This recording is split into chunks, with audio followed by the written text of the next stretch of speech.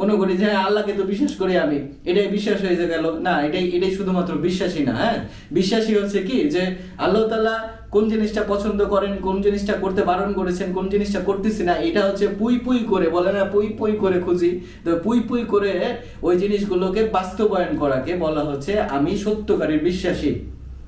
তাকেই শুধু বলে সত্যকারী বিশ্বাসী। তো একটা কল জারি করা মানুষ, জারি রাখা মানুষ কিংবা জাগ্রত হয়ে আছে, তার ভিতরে এই জিনিসটা দেখা যাবে, বিশ্বাসের ব্যাপারটা। হ্যাঁ, তারপরে নিয়তের বিশুদ্ধতার ব্যাপার চলে আসে। নিয়ত, হ্যাঁ, নিয়তটা কিন্তু অনেক সূক্ষ্ম।